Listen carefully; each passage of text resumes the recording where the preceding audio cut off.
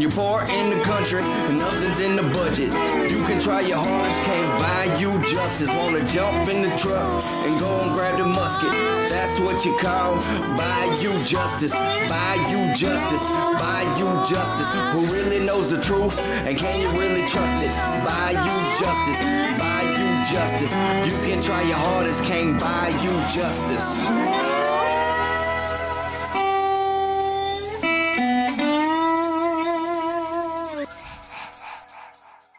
Okay, I think we have to get one thing out of the way right off the bat.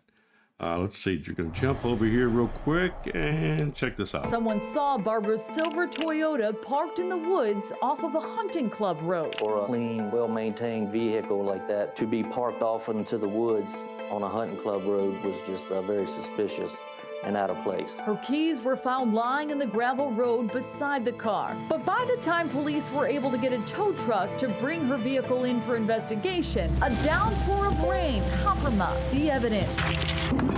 There was an inch of water in the floorboard of the vehicle. That's how much rain had came just in that few hours there. Police found Barbara's home undisturbed. Among her belongings left were her glasses, cell phone, and even her gun. The only sign of a possible struggle was out in the carport. Her cordless landline phone was found on the ground with the batteries out. Police say it's hard to link that to any foul play. She was known to where if she went outside or something, she would bring that cordless phone outside, and with the storm that come through, it could have easily been blown over. She could have dropped it out of being startled. She could have dropped it out of a struggle. We don't really know. The Livingston Parish Sheriff's Office pored over Barbara's cell phone and landline records and found nothing out of the ordinary. There's another tip they received in recent years they've ruled out. A couple from Alabama came forward saying they believe they saw Barbara where her car was found in 2008. They claim she was speaking with a man in a pickup truck. Investigators looked into this and believe the couple actually saw a witness who found Barbara's vehicle. We have talked to the ones that were assisting with locating the vehicle, and we believe that that is the same person that they saw whenever they were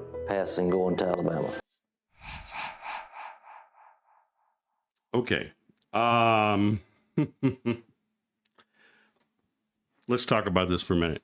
I don't know if Captain Ben there has interviewed the two people who saw Barbara Blount that day on the side of the road standing by her own car. And I don't know if Captain Ben has interviewed the lady and her son who found and helped retrieve Barbara Blount's car a few hours later. But I do know one thing. The Alabama couple is from Holden.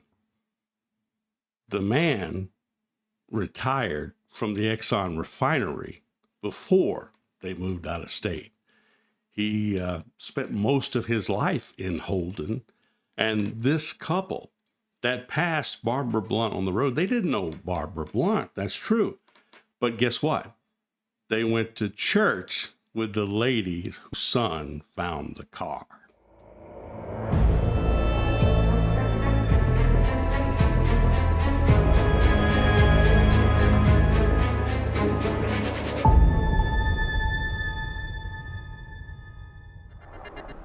So we've got the live chat line up tonight. If you have some tips that you want to share about Miss Barbara, this is the place to do it.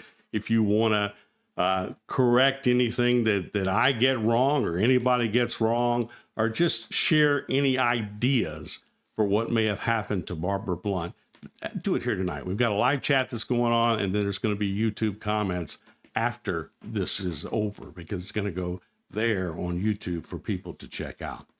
So let's see here. I'm going to switch over. Keep in mind, I'm using I'm the operator as well as the host of this show. So sometimes you have to be quick with the buttons.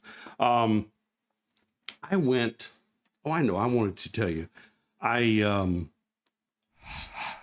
last week I went to a funeral. Now, how is that relevant? You have to understand, I'm from Holden. I'm from the same small town as Barbara Blount. And I think by I was thinking about something at the funeral. An old friend of mine stopped me and said, "Are you going to find that lady?" And I said, "What do you mean, find that lady? What lady?" This guy lived in Oklahoma. When he graduated school with me, he moved to Oklahoma. We were at the funeral of a classmate. Now, understand this. Our class, I think when we graduated, we had 30 people. In first grade, we had about 30 people or less. First through 12th grade was all at the same school. There wasn't an elementary, there wasn't a middle school or junior high, and there wasn't really a high school. There sort of was a high school because high school students like to say they're in high school. I mean, you could be a junior or a sophomore or a freshman or whatever, and of course a senior. But there was only one school. There was Holden School. And I'm telling you, from first grade till 12th grade, 80% of those folks I graduated with was in school with me. We had some ebb and flow of people, but we knew each other. We were that close.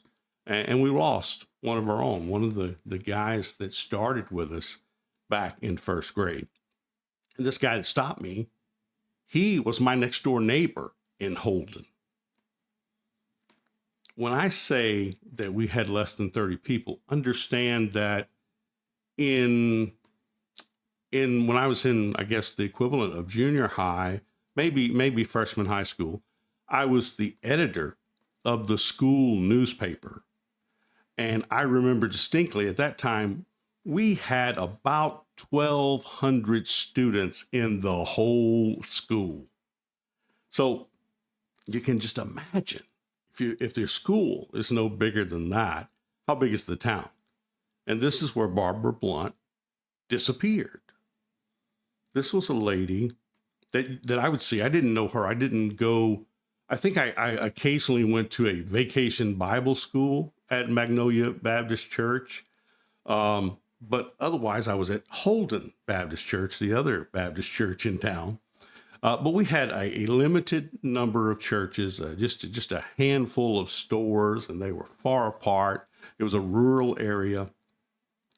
But everybody really did know everybody. If you didn't know everybody by name, you knew them by face. And that was the case with Barbara Blount. I can remember seeing her at the post office, and I can even remember seeing her at Holden Baptist Church for a time. So I don't know. Sometimes those Baptist churches, they just kind of fall out with each other and they swap back and forth. Maybe it was that. Maybe she was just visiting. I don't know.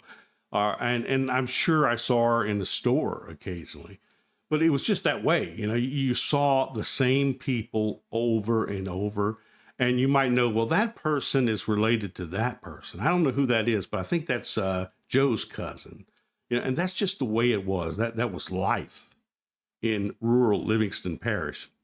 It's changed some, but not a whole lot. It's interesting talking about that. I saw, let me see if I can bring that up real quick. I saw an interview the other day with the former sheriff, Willie Graves. Ken Benitez, you may know him, was interviewing Willie just a couple weeks ago.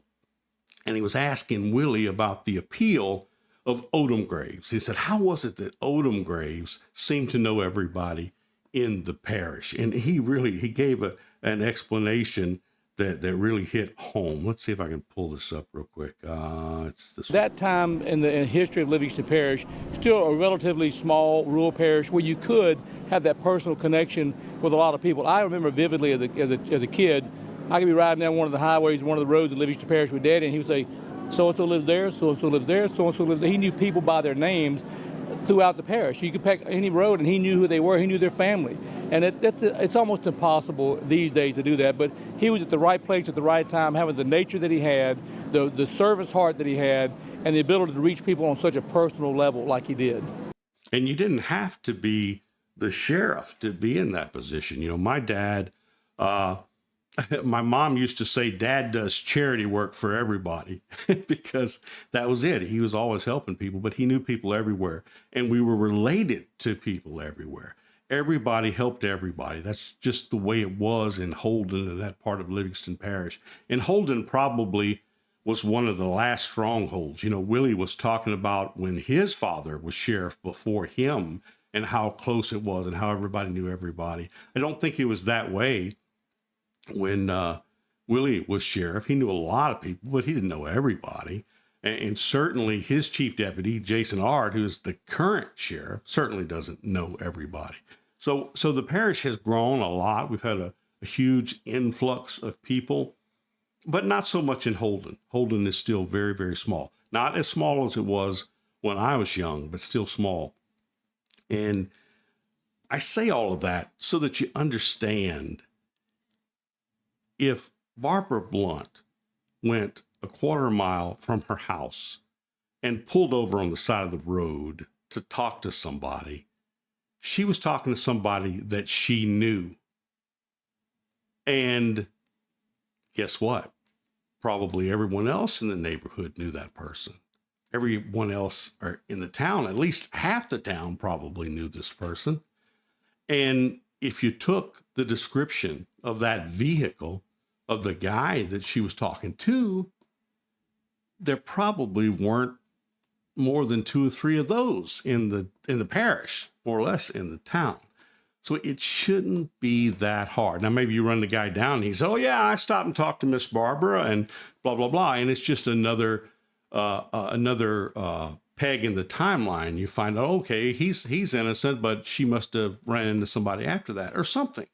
But you gotta follow the trail. You gotta connect the dots, as they used to say. And it doesn't seem like that we're doing that in this case. I'm very concerned about that. Let's jump over, and while we got the videos up, let's take a look at some of the things. Think about 15 years ago. That's when this all happened.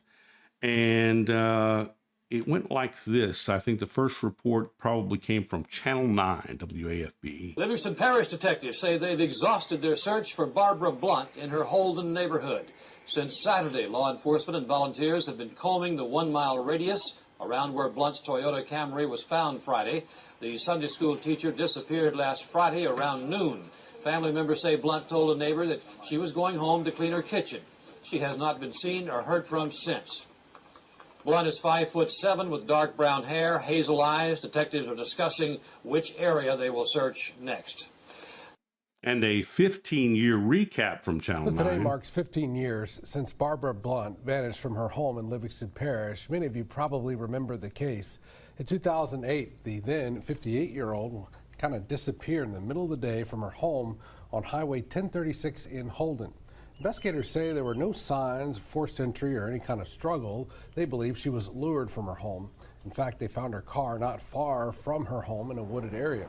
We're told tips on the case continue to come in. Sheriff Jason Ard posted an update on social media today.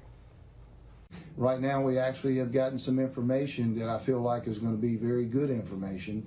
Of course, we have to work through to make sure it's credible, to make sure it's what we need. But I have a really good feeling that this is going to put another piece in the puzzle and help us find Barbara Blount and what actually happened. So if you can help in the meantime, call the Livingston Parish Sheriff's Office. Someone says in the chat here that the Magnolia area is even smaller, and that's a good point. You know, we're talking north of Holden, and it's talk about rural. It's very sparse, and there's a lot of what used to be cattle land and farmland and scattered out. The people are way far apart as opposed to the so-called city limits. I mean, Holden's not even a village, but you know what I'm saying? The people are closer together when you get to the tracks and you get what used to be Ham's Grocery and down by the school and the post office.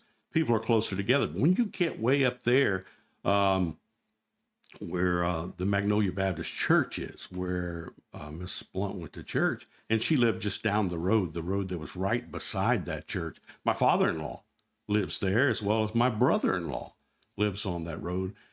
In fact, so does the guy that just left this comment. I know who that is. And I was talking again earlier about my small class and what a small world it is. That guy was one of those 30 people that graduated with me. So the world really is that small when you start talking about Holden. In fact, this is, and I'm not going to tell you. I'm not going to tell you yet. It's a surprise for you, but you're going to find out when we get to talking about those witnesses that saw Barbara Blount. As it turned out, it took me over a year, maybe a year and a half, to track them down. And then I found out I knew them all along. I just didn't know what had happened. So that was kind of crazy. But anyway, there's the live chat. Going to be checking it from time to time. If you have any messages, or if you want to send me a private message at hl@bayoujustice.com, you can do that as well. Where do we go from here? I first wrote about this, this case. I don't touch cases unless they're cold. I like to give police officers time to really, do their craft, to hone their craft, to find out what's going on. There's a lot of unsolved cases in Louisiana. I would rather spend my time there because they really need help, because the police agencies, they get overloaded and they have to move on. They just have to, sooner or later. Now, I know they've said in the case of Barbara Blount, they're trying to keep it active, but all cases aren't like that. They need a little help. And that's what I try to do most of the time. But so the first time I wrote about Barbara Blount, I believe was about 3 years ago. Let me see, I'm going to pull that up real quick and start going through. So what I do, and this is how this works. I go through and search all of the old newspapers. I subscribe to all the archive services, and I go through all the old newspapers that I can find. In some cases, there is no such thing. There's no digital version. If you want to look at the Hammond Vindicator, the Daily Star, or some of those, you have to go to the Southeastern Library and go through microfilm. I do whatever it takes. And I try to get the full story, because a lot of times press reports contradict each other. They do their best. Journalists do what they can, despite the bad press that media gets. But sometimes they get it wrong. So you have to compare. You need those checks and balances to see what's going on. And I try to go through all of the press available and then weigh the odds of what actually happened and what didn't. And a lot of times they'll correct themselves. You'll pick up a daily paper like the Advocate, and then 3 days later, because we messed up. This really happened at this time, or this person, or whatever. So by doing it, by taking a look at it years later, you have that luxury of being able to get the what they used to say, true facts. I hate that phrase, by the way. Is there any fact that's not true? But anyway, you can get the bottom line. You can get what ended up happening. So I try to do that. I try to summarize everything that I know at that particular time. And that's the way this was. This was May 28th, 2020, in the Hammond Daily Star, in the Bayou Justice column. The headline was, "Sunday School Teacher Vanished Without a Trace." And you'll hear that in a lot of stories. They refer to her as a Sunday school teacher. I don't know that she was at the time that she vanished. I know she had been a vacation Bible school teacher. She had even led Bible study and did teaching in that area. But she was still very active in Magnolia Baptist Church. As I said, was right up the street from her. Okay, on a Friday, May 2nd, 2008, a 58-year-old Sunday school teacher named Barbara Blount disappeared from her rural home north of Holden, Louisiana. Relatives found her doors unlocked, her car missing, and her kitchen cabinets open with pots and pans stacked on the kitchen floor. Later that day, sheriff's deputies found Barbara's car less than a quarter mile from her home, concealed by foliage off Road 7. That's a narrow gravel road, like a trail leading to a hunting camp. for both the Livingston Parish Sheriff's Office and the FBI. Finding the car that day, again, I'm writing this in 2020, it marked the last significant break in this case. Today, 12 years later, again, 3 years ago, investigators have no clue what happened to Barbara Blount or why. As she did routinely, Christy Blount phoned her mother at lunchtime on the day of Barbara's disappearance. But uncharacteristically, that day, her mother did not answer the phone. 3 hours later, still no answer. Christy phoned her cousin, who lived nearby, asking him to drive down the road to ensure that her mom was okay. Barbara's nephew, Raymond, drove straight to his aunt's home in the 38,000 block of Louisiana State Highway 1036. That's 6 miles from Magnolia Baptist Church. And again, that's where Barbara went to church.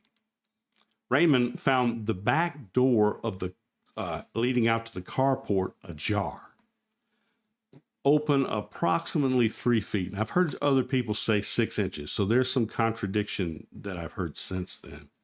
If you know the answer, put it in the comments so we can get the real truth here.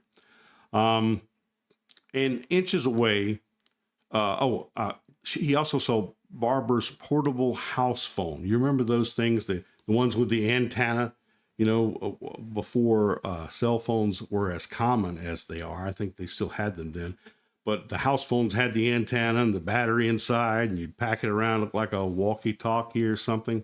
They found Raymond found the portable house phone on the carport, and inches from that, he found the phone's dislodged battery.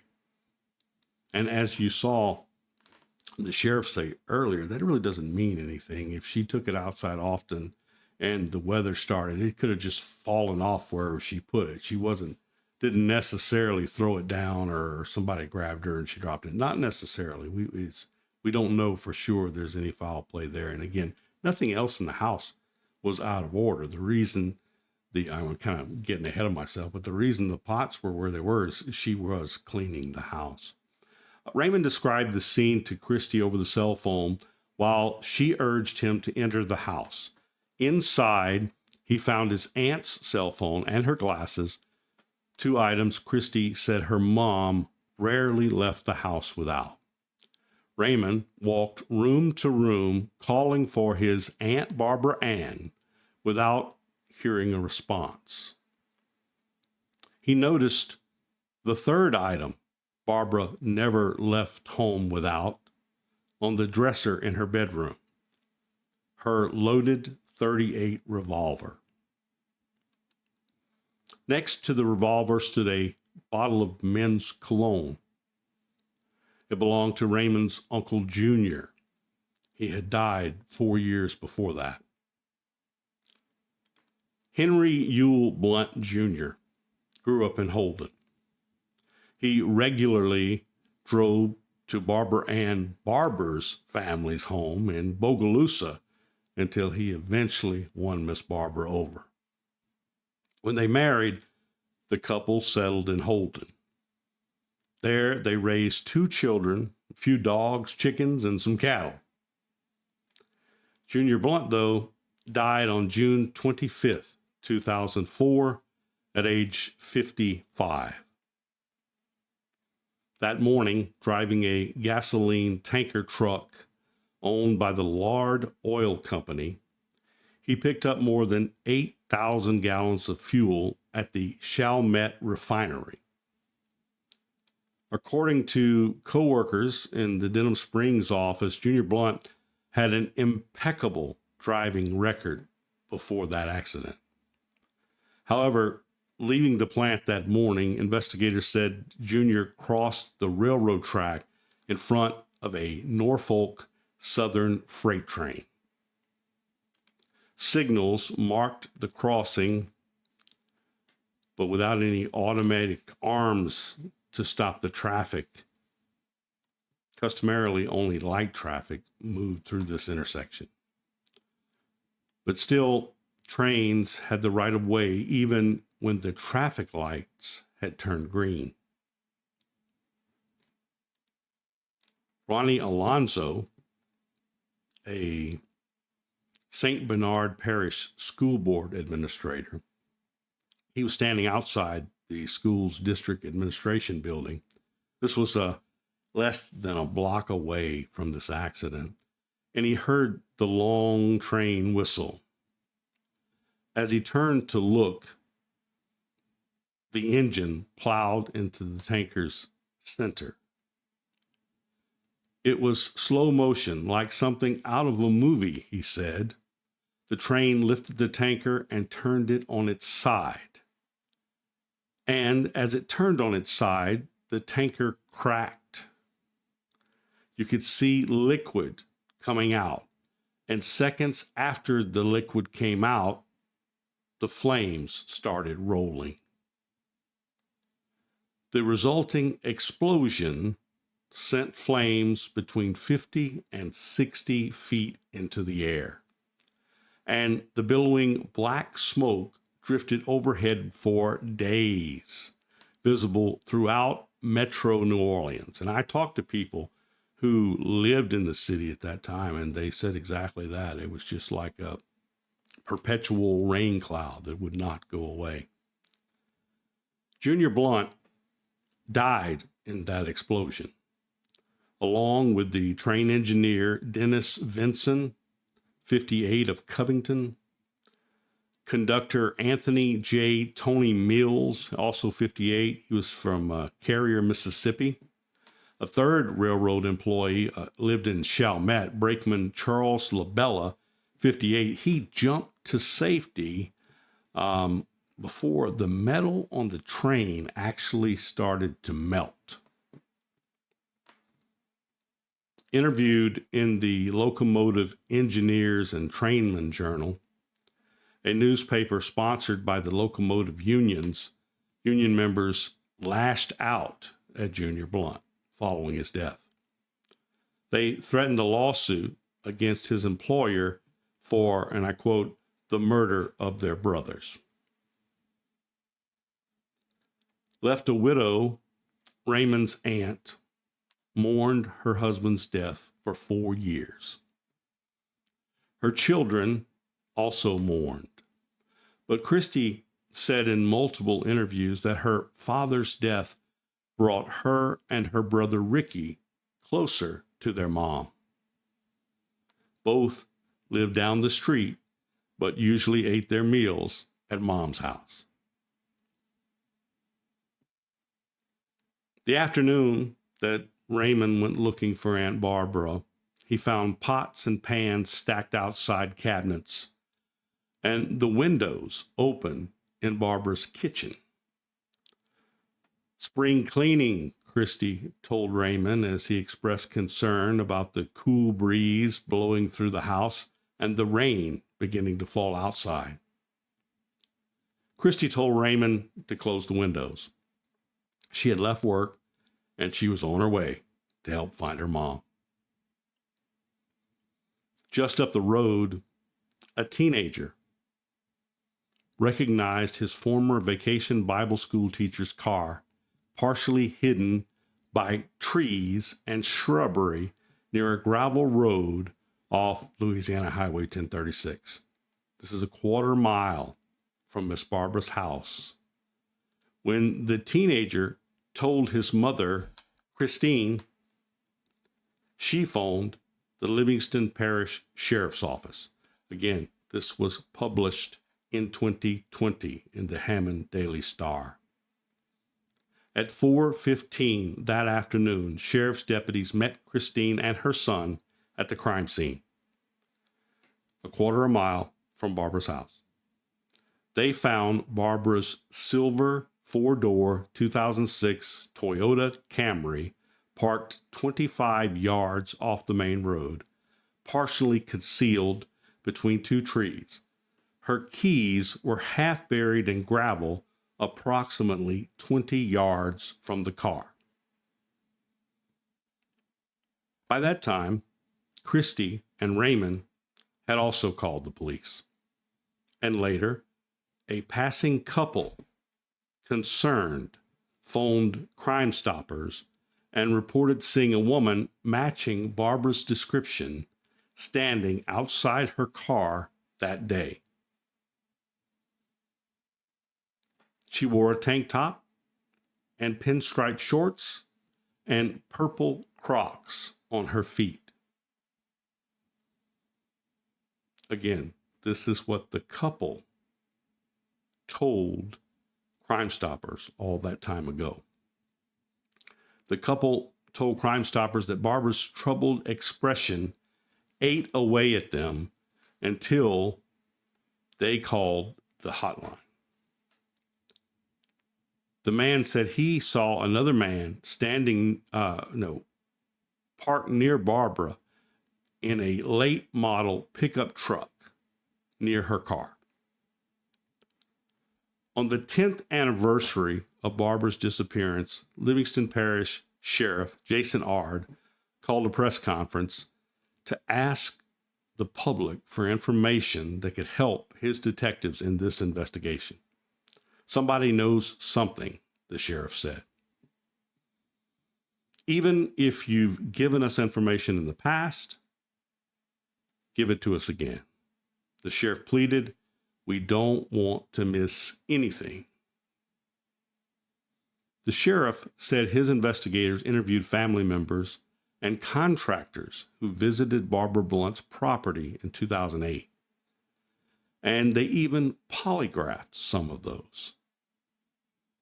They also obtained DNA from one person of interest, but ultimately they collected no viable evidence. We still take this case very seriously, but it's frustrating, the sheriff said. Again, this is 10 years later, so 2018. What happened to her, he said. We have very few unsolved cases, so it's important not to let this type of case go away. Sheriff Jason Ard, Sheriff Willie Graves' chief deputy when Barbara vanished, said that robbery was not a motive in this case. He said that guns, jewelry, and other valuables were untouched and in plain sight within the house. He also described how the weather hindered the sheriff's office investigation the day Barbara disappeared. We had a horrible rain that day, he said, covering the whole road with water. It rained so much that water covered the floorboard of her car, and deputies today still talk about watching the water rise while waiting for the tow truck. It came up that fast, he said. As the floodwaters subsided the following Monday, volunteers combed the woods on foot and horseback, searching for days amid hazardous weather conditions. In the following years, investigators searched the area with cadaver dogs and ground-penetrating radar. Hunters routinely walk those woods, but to date, no one has found anything of substance related to Barbara Blount's disappearance. Barbara Blount, investigators speculated, may have answered her door that morning with the phone in her hand. Since she did not answer it with her revolver, the visitor may not have been a stranger, or he may have surprised her by approaching the house on foot. Perhaps at gunpoint, the intruder forced Barbara to drive the quarter mile to another waiting vehicle, leaving behind her glasses and cell phone and dropping her phone in the struggle. In this scenario, Barbara's abductor sat in the passenger seat, forcing her to drive. After parking near the man's truck, Barbara ran, attempted to escape. She dropped her keys in the gravel when he called up to her. If it happened that way, it occurred just as the 911 caller had passed, or the Crime Stoppers caller, or whatever that may be, and saw the frantic look on Barbara's face. We won't know until we are able to interview them. Now, I wrote that again in 2020. It took me over a year to find out who those folks were that saw Barbara Blount that day. Over a year. I mean, I tried really hard. The sheriff's office wouldn't tell me. I have a really good relationship with Tangipahoa Parish, even East Baton Rouge Parish and Washington Parish. They're very good about giving me information. Livingston Parish, they're not big on public records requests for some reason. And it's not just me. It's with everybody. So didn't know, had no clue until over a year later. And this is what happened. Where are we at? Let's jump over. I'll tell you what, before I get into telling you what happened there and how I eventually found the witnesses, let's jump back over to our chat and see what's going on there. Okay, were phone records ever checked to see if she received a call from the time she disappeared? Yeah, the police say they checked extensively both her cell phone and home phone records, but they found nothing unusual, just family members. The traffic light was not synchronized with the railroad lights. The light turned green in the path of the train. What was he? Turned green, and he drove into the path of the train. And then Ronald says, if they had keys to her car, why didn't they just move it when they realized it was likely to get flooded? Yeah. I mean, it's a good question. I think it had nothing to do with her car. They didn't want her car. It's kind of like the case of Allie Rice. They weren't after her car. For whatever reason, they were after Barbara Blount. Seemingly, because they definitely did not take care of the car. Okay, I think that's all we have here in the chat.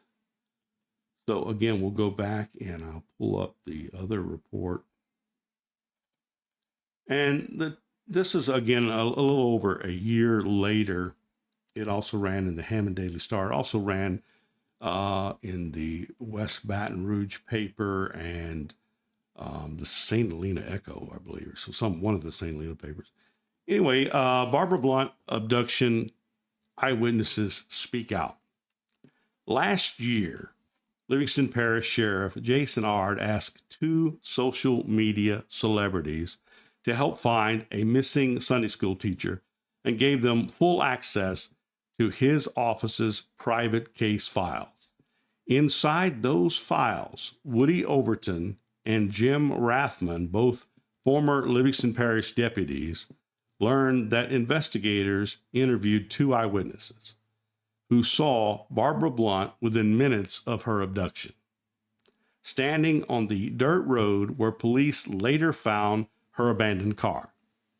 She stood talking to a man who has never been located, a man whose description no one released publicly until now.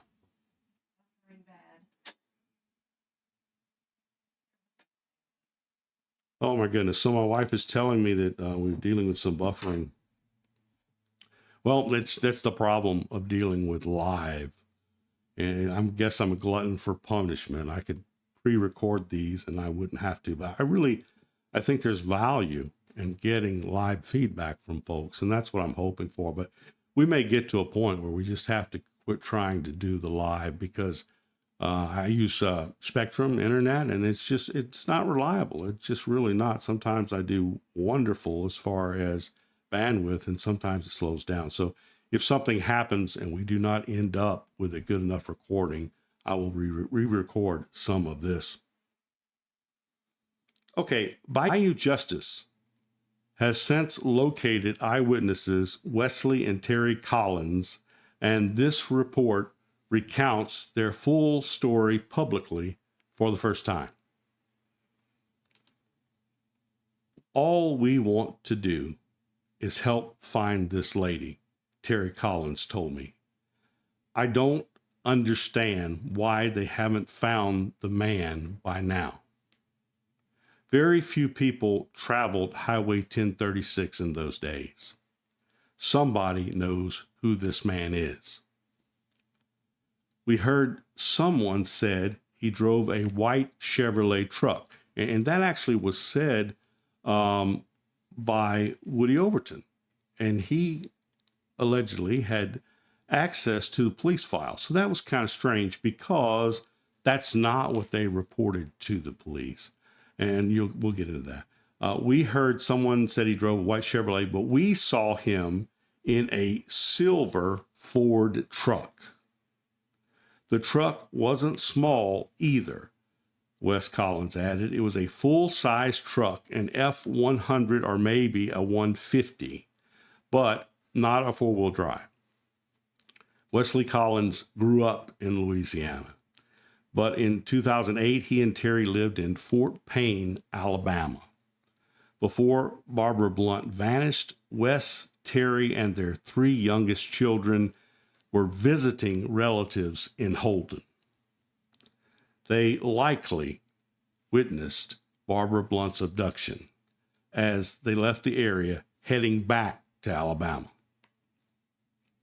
We usually took 1036 to the interstate highway in Amite, and we went north from there. A rainstorm came that day, so we cut our visit short and headed out, Wes said. We had an 8 to 10 hour drive ahead of us, 463 miles.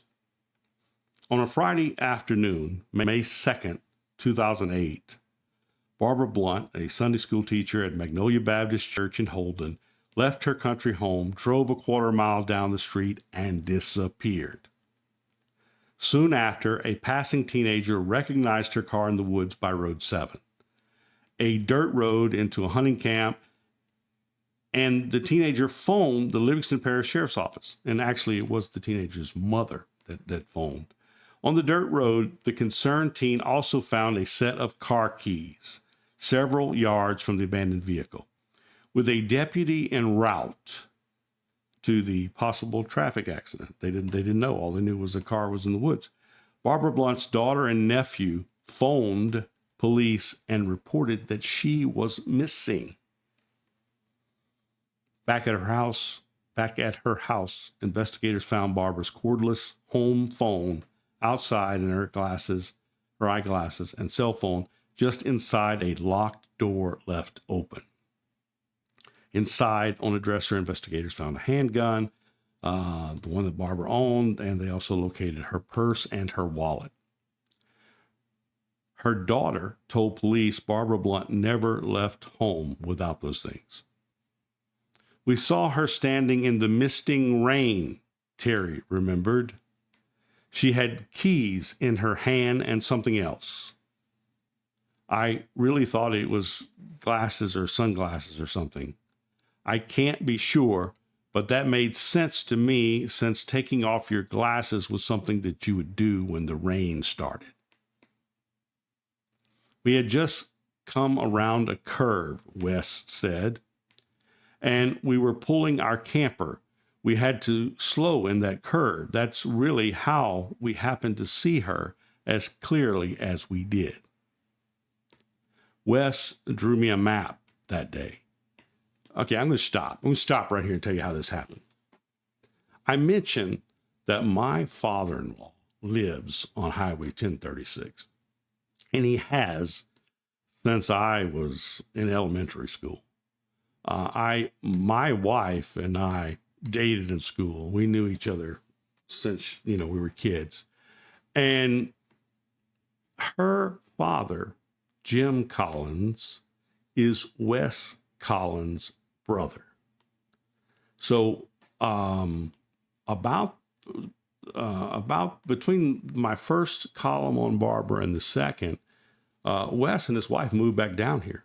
They moved back to Louisiana, bought some property, and they were living here the time that I interviewed them. And we were all having breakfast together. And I started talking. Well, it happens all the time, in these little country diners and so forth, you don't have that much crime in Livingston Parish. So cases like Barbara Blount are a big deal. So they come up in conversation all the time. And especially if I'm involved, people are going to ask, hey, what about Barbara Blount? Anything new? And so we started talking about Barbara Blount, not Wes and Terry, but me and somebody else at the table that was asking me about Barbara. And I said, hey, this is what Woody Overton had said. And so it adds credence to the older report that somebody else had seen Barbara after she supposedly had been doing her spring cleaning. And at that point, Terry says, well, that was us. And Wes said, oh, yeah, we're the ones that called the police. And that's how I learned what all happened. And I'll tell you, we'll see if I leave anything else out of this story, I'll fill in the gaps. But let's continue. So Wes drew me a map showing the position of the three vehicles as they rounded the curve. Barbara Blount's 2006 Toyota Camry sat in the middle of Road 7, where it joined Highway 1036, as if she had just pulled in to turn around. Barbara stood behind her car in front of a silver Ford parked facing her on the side of Highway 1036. She stood facing the truck's driver's side door, talking to the man who was sitting in the driver's seat. It looked like she had just pulled over to talk to someone she knew, Wes said. I was driving, so I noticed more about the vehicles than the people talking. The truck was not new, but not real old either, maybe a 1998. When we came around that curve, Terry said, the lady turned to look at us and smiled, as you do when you see people in rural areas. But something seemed off about her smile. I got the eerie feeling like something just wasn't right. She may have been being lured, Wes said. But for sure, no violence had started. The man was just sitting in the truck. After the lady smiled, I looked over at the guy, Terry said.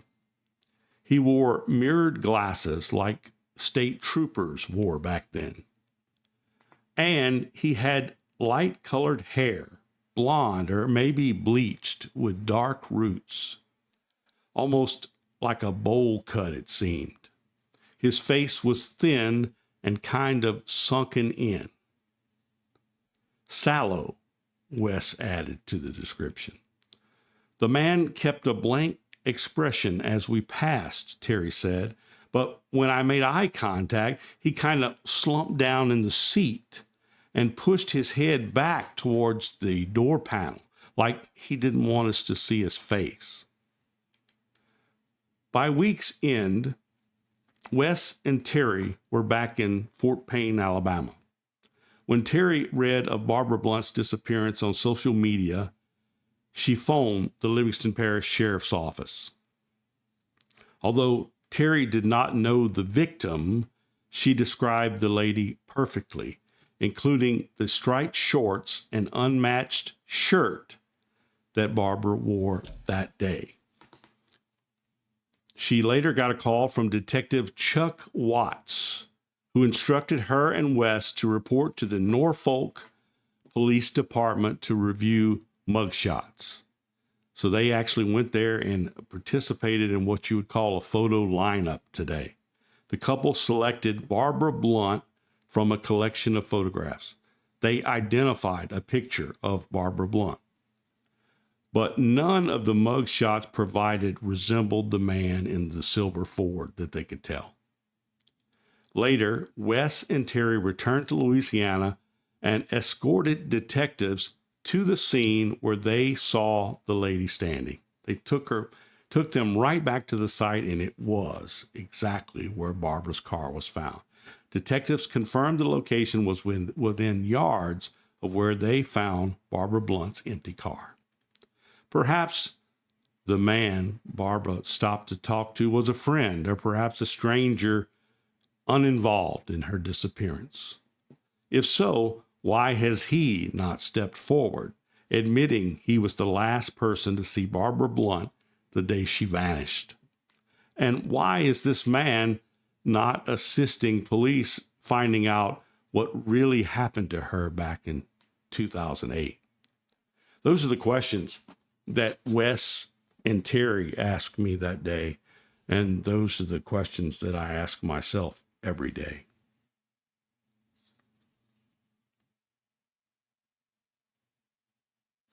So let me see here.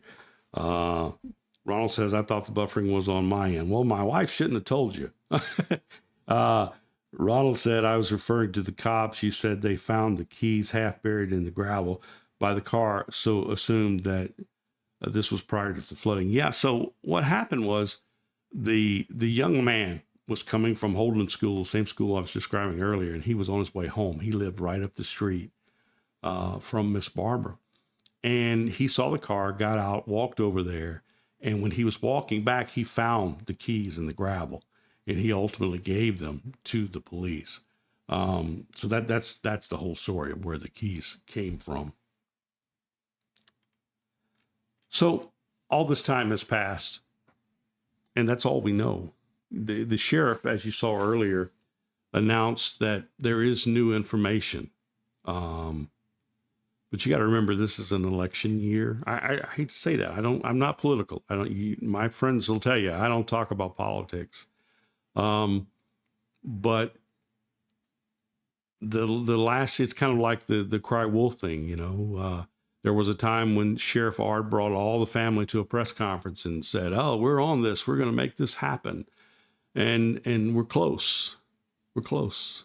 And then years later, he, when Woody Overton got involved, they made the rounds, hit all the television stations. And Woody said, I'm going to find Barbara Blount if it's the last thing I do. And, all of that kind of stuff gets the family's hopes up. If you really don't have anything, please don't do that. If you do, then by all means, push forward and apprehend whoever has abducted Barbara Blount or whatever has happened to her. The family deserves to know the truth. I have been saying for months that I wasn't just going to do one episode on Barbara Blount. So we're going to be talking about Barbara next month.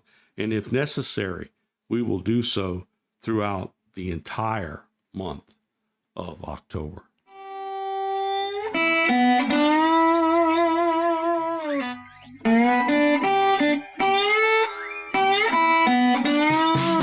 When you're poor in the country and nothing's in the budget, you can try your hardest, can't buy you justice. Wanna jump in the truck and go and grab the musket.